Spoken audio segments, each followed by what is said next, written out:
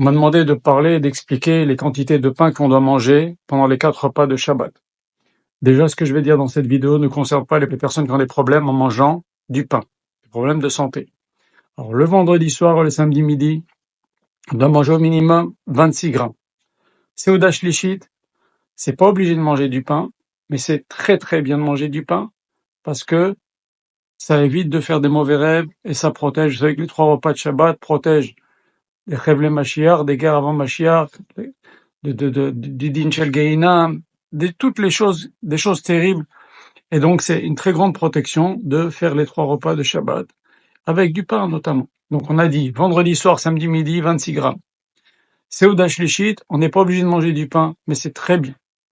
Motzei Shabbat, c'est dur de manger du pain. Celui ou celle qui arrive, c'est très bien aussi, 26 grammes. Mais c'est pas obligé. Seuda Shlichit, vendredi et samedi soir, Motzei Shabbat, ce n'est pas obligé de manger du pain. Ceci dit, c'est très bien. Comme on a dit, Seuda Shlichit, ça évite les mauvais rêves, ça évite plein de choses, de manger du pain. Voilà. Maintenant, au niveau du Netilat Yadayim, la bracha. Si vous mangez que 26 grammes, vous faites pas la bracha de Netilat Yadayim. Vous faites Netilat Yadayim sans faire la bracha Netilat Yadayim. Si vous comptez manger, vous savez, 26 grammes, c'est très très peu. Vous pouvez peser, par exemple, vendredi, sur une balance électronique, vous évaluez à peu près combien, dans vos chalotes à vous, à quoi correspondent 26 grammes. Alors, si vous comptez manger plus, au moins 52 grammes, ça va être très vite. Hein. Une belle tranche, ça va très vite. Donc, si vous comptez manger plus que 52 grammes, à ce moment-là, quand vous faites Netilat, il faut faire la bracha à Netilat Yadayim. D'accord. Maintenant, un cas qui se pose assez souvent aussi. La personne, elle dit, je vais manger très peu de pain. Je veux pas grossir ou je veux pas me sentir lourd après. Je vais manger très peu de pain. Et donc, elle se prend 26 grammes. Elle se dit, je vais faire Netilat Yadayim sans la bracha, puisque je prends pas 52 grammes, je prends que 26 grammes. Donc, elle commence à manger son pain, elle fait Netilat Yadayim sans bracha, elle commence à manger ses 26 grammes de pain. Et voilà que l'appétit vient en mangeant, elle se dit, j'ai encore envie de manger. Et finalement, elle va manger, elle va dépasser allègrement les 52 grammes. Seulement, elle n'a pas fait Netilat Yadayim avec la bracha. Elle peut plus faire la bracha de Netilat Yadayim. D'accord? La bracha de Netilat Yadayim, c'est si on sait d'avance qu'on va manger 52 grammes, si on pense qu'on va manger 26 grammes, et puis finalement, pendant le repas, on monte au-dessus de 52 grammes, on fait pas la bracha de Netilat Yadayim. Pendant le repas, ça y est, c'est trop tard, on a commencé le repas, c'est fini. D'accord? Et c'est pas grave. Voilà.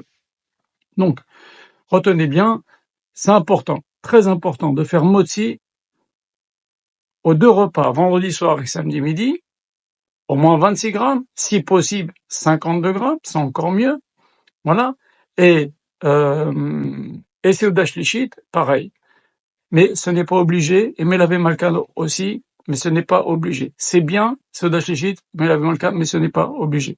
Mais celui qui arrive à le faire, c'est bien. Par exemple, les dames qui mangent du pain le samedi soir, elles ont un accouchement facile, etc., etc., etc. Maintenant, pas tout le monde arrive. Après un repas de Shabbat le samedi soir, si on arrive à boire manger un petit truc, en tout cas, c'est important de prendre une boisson chaude. C'est bon pour le moral de prendre une boisson chaude et pour la santé, une boisson chaude le Motzei Shabbat. Donc, si on n'arrive pas, on n'arrive pas. Moi, plein de fois, le samedi soir, je fais jamais Motzei le samedi soir. J'arrive pas. Je prends un tout petit bout de gâteau, un décaféiné ou un thé, et au revoir messieurs dames, mais c'est tout ce que je peux avaler le samedi soir. C'est pas grave, voilà.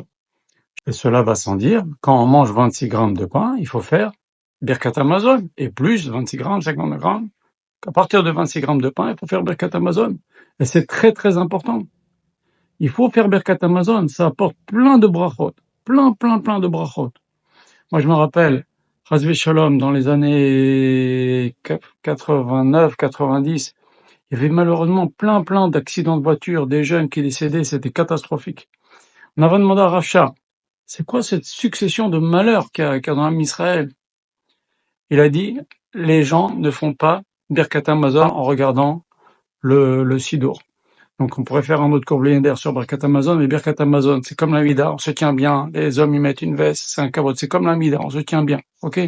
Et on fait un Birkat Hamazon avec la kavana, ça fait descendre toutes les brachot sur la personne.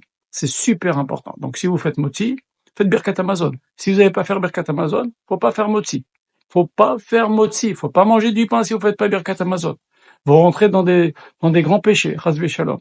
On rate une mitzvah de la Torah, c'est les seules bénédictions qui sont dans la Torah, qui sont marqués dans la Torah, c'est Birkat Hamazon et Birkat HaTorah. On peut pas se permettre de manger du pain et pas faire Birkat Hamazon. Voilà. Shem Machem. Et ce que je dis, c'est valable pour les hommes et pour les femmes.